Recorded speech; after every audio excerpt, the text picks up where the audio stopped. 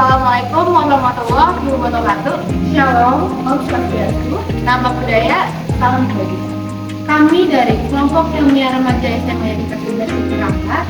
Saya Gabriela Lucia Roberto Tampubolon sebagai ketua dan ini anggota saya. Saya ada spesial ini ya. Saya Lutna Mayati Manalu. Sekarang kami akan menjelaskan tentang persepsi guru dan siswa secara kader dan lima pada kurikulum merdeka di SMA di Kasubes. Terbelakang, kurikulum merdeka adalah kurikulum pembelajaran yang beragam dan mengoptimalkan dari segi konten sehingga memberi peserta didik cukup waktu untuk mengeksplorasi semua konsep dan memperkuat kompetensi mereka. Kurikulum merdeka itu bertujuan untuk menciptakan lingkungan pembelajaran yang merangsang pertumbuhan holistik peserta didik. Pertumbuhan holistik itu apa sih? Pengembangan kepribadian yang melibatkan aspek emosional, sosial, dan spiritual siswa. Yang kedua itu ada P5. P5 adalah pembelajaran lintas disiplin ilmu dalam mengamati dan memikirkan solusi terhadap permasalahan di lingkungan P5. Ini menjadi dasar untuk menyusun kurikulum yang bersifat fleksibel dan responsif terhadap kebutuhan siswa serta mengintegrasikan nilai-nilai luhur bangsa. Yang ketiga itu ada persepsi. Persepsi itu kemampuan untuk membedakan, mengelompokkan, memfokuskan, dan sebagainya yang selanjutnya diinterpretasikan untuk menjadi acuan produsen untuk menganalisis kekurangan atau kelebihan produknya. Begitu juga dengan penerapan P5 di SMA Yadika 11. Kami membutuhkan persepsi dari siswa dan guru untuk menganalisis kelebihan dan kekurangan dari P5 yang diterapkan di SMA Yadika 11. Oleh karena itu, kami tertarik untuk melakukan penelitian tentang persepsi guru dan siswa terhadap penerapan P5 di SMA Yadika 11 Jatirangga. Penelitian ini adalah untuk mengetahui yang pertama, persepsi siswa terhadap penerapan P5 dalam kurikulum merdeka. Yang kedua, ada persepsi guru terhadap penerapan P5 dalam kurikulum merdeka. Metode penelitian, waktu dan lokasi penelitian. Penelitian ini dilaksanakan dengan perkiraan waktu 1 bulan. Penelitian ini dimulai pada tanggal 15 November 2023 sampai dengan 15 Desember 2023 yang dilaksanakan di SMA Yadika 11 Jatirangga, Bekasi. Jenis penelitian, metode penelitian yang digunakan dalam penelitian terhadap materi P5 dalam kurikulum merdeka di SMA Yadika 11 adalah metode penelitian kualitatif yang menggunakan teknik pengumpulan data dilakukan dengan studi literatur dan wawancara teknik pengumpulan data dengan urutan yaitu yang pertama, menyusun pertanyaan untuk wawancara. Yang kedua adalah wawancara langsung dengan siswa dan guru di SMA Yadika 11. Yang ketiga, mencatat hasil wawancara. Yang keempat, mendokumentasi. Yang kelima adalah menganalisis. Keenam, menarik kesimpulan. Dan yang terakhir adalah membuat laporan. Berdasarkan hasil observasi dan wawancara yang kami lakukan di SMA Yadika 11 Jatirangga mengenai penerapan P5 dalam kurikulum merdeka mendapatkan persepsi yang berbeda-beda oleh setiap individunya, baik itu dari kalangan siswa ataupun guru. Beberapa di antaranya memberikan pendapat yang positif, tetapi di sisi lain juga ada yang memberikan pendapat negatif dengan adanya penerapan P5 pada kurikulum merdeka. Sesuai dengan hasil wawancara pada siswa dan guru di SMA Yadika 11 Jatirangga memiliki persepsi yang berbeda-beda mengenai kurikulum merdeka belajar. Seperti yang disampaikan oleh Alicia Anastasia, siswa kelas 11E. Penerapan P5 dalam kurikulum merdeka membantu untuk persiapkan kerja nanti. Terbiasa mengerjakan tugas dalam bentuk kelompok sehingga kita terbiasa bekerja sama dengan tim atau teman. Waktu pembelajaran kurikulum merdeka yang lebih sedikit membuat pengerjaan proyek tidak mengganggu pelajaran. Pada akhir proyek P5, guru memberikan tugas untuk pembuatan makalah, sehingga itu dapat melatih kita dalam membuat suatu tulisan ilmiah. Lalu ditambahkan kembali oleh Kansa Kamila, siswa kelas 11B. Menurut dia, penerapan P5 sangat membantu dalam persiapan kita untuk masuk ke dalam dunia perkuliahan. Tugas yang diberikan pada saat proyek membuat kita lebih mandiri pada waktu mengerjakan tugas. Produk yang dihasilkan pada proyek dapat dipakai untuk kehidupan sehari-hari.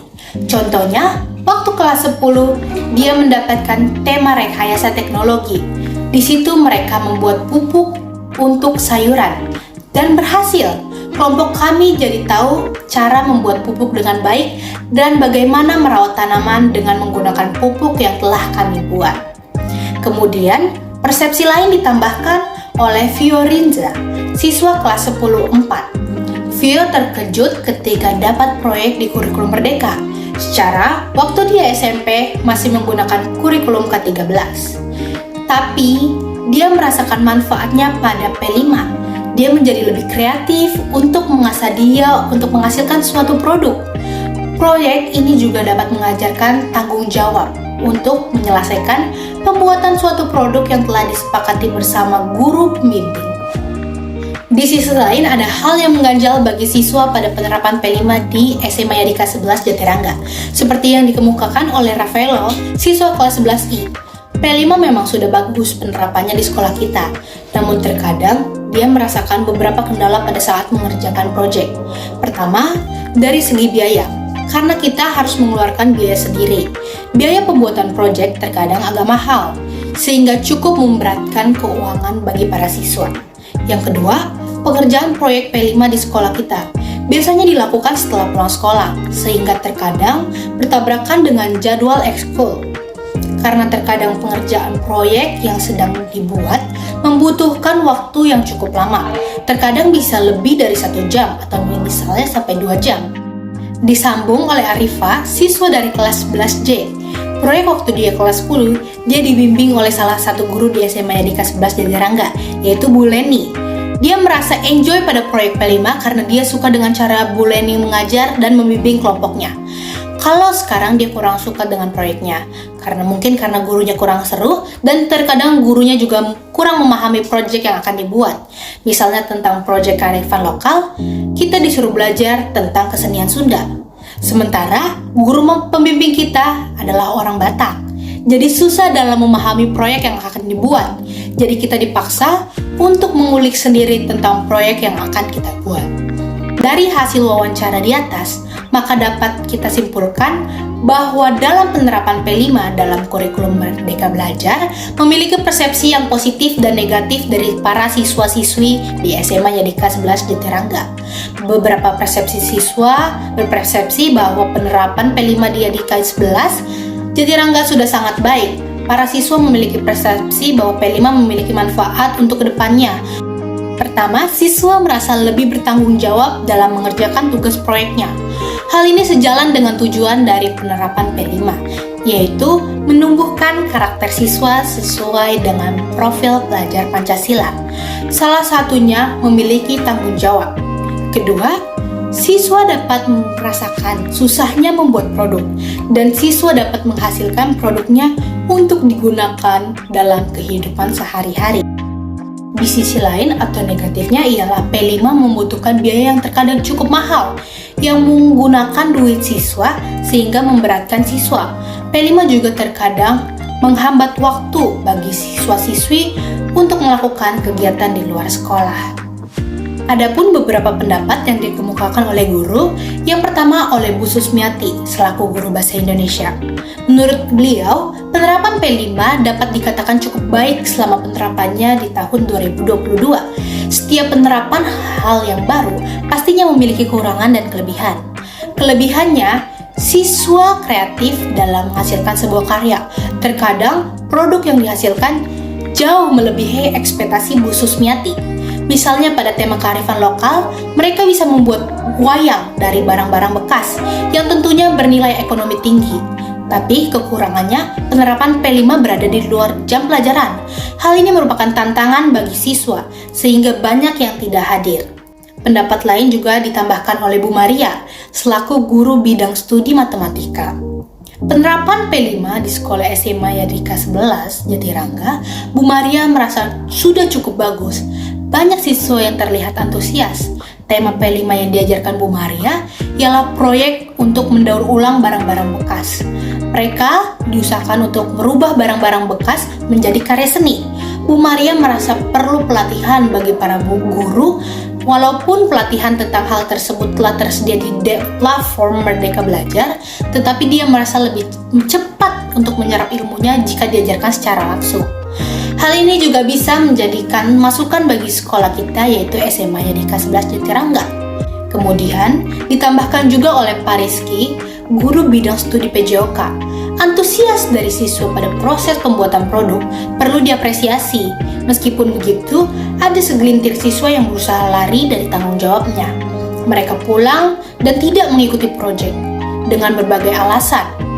Hal ini yang sekarang menjadi evaluasi pertama yang dilakukan oleh Pak Rizky adalah dengan cara menasehati siswa tersebut dan mendekatinya untuk mencari akar permasalahan. Saya juga mencari banyak solusi untuk hal ini dengan berdiskusi dengan rekan guru yang lain, dan saya juga harus lebih kreatif untuk menarik perhatian bagi para siswa untuk mengikuti P5 dalam kurikulum Merdeka. Berdasarkan hasil observasi dan wawancara dengan beberapa guru di atas, maka dapat ditarik kesimpulannya bahwasannya penerapan P5 di SMA Yadika 11 Jatirangga sudah cukup baik untuk SMA Yadika 11 sendiri. Saat ini sudah memasuki tahun kedua dalam penerapan P5. Ini dilihat dari persepsi masing-masing guru. Beberapa guru merasakan penerapan P5 di SMA Yadika 11 Jatirangga sangat membangkitkan kreativitas siswa. Dilihat dari produk-produk yang dihasilkan oleh siswa maupun tujuan utama dari penerapan P5. Bukanlah produk, melainkan proses pembuatan proyek. Dapat meningkatkan karakter pelajar Pancasila dengan penerapan P5. Membantu guru lebih mengenal lagi karakter siswanya. Persepsi guru mengenai P5 di SMA Yadika 11 Jatirangga, selain memiliki banyak nilai positif, ternyata guru mengalami kendala dalam penerapannya. Pertama, siswa selalu ingin lari dari jam pelajaran proyek. Siswa kadang merasa malas mengikuti jadwal proyeknya karena dilakukan setelah pulang sekolah. Para siswa yang tidak hadir merasa kelelahan karena sudah belajar pada pagi hari. Hal ini menjadi perhatian khusus bagi para guru agar sikap malas siswanya dapat diubah. Menasihati siswa yang malas merupakan salah satu cara untuk mengajak siswanya untuk tetap aktif dalam mengikuti kegiatan P5. Selain menasehati, guru juga harus mempelajari hal-hal baru dalam pembuatan proyek agar siswanya lebih tertarik untuk hadir, bukan hanya karena terpaksa. Kedua, guru membutuhkan pelatihan secara langsung mengenai P5 ini agar guru bisa semakin mengembangkan kreativitasnya dalam mengajar. Tidak jarang guru mengalami kendala-kendala keterbatasan karena pengetahuan tentang proyek yang akan diselesaikannya sesuai dengan tema yang ditentukan oleh siswa. Yang ketiga, biaya pembuatan proyek yang cukup memberatkan siswa. Produk yang dapat dibuat pada proyek P5 terkadang membutuhkan biaya. Misalnya pada tema hidup berkelanjutan, para siswa mendaur ulang sampah menjadi karya seni. Tentunya pembuatan karya seni tersebut membutuhkan biaya, misalnya pembelian cat dan kuas serta barang-barang lain. Sekian penjelasan yang dapat kami sampaikan. Terima kasih.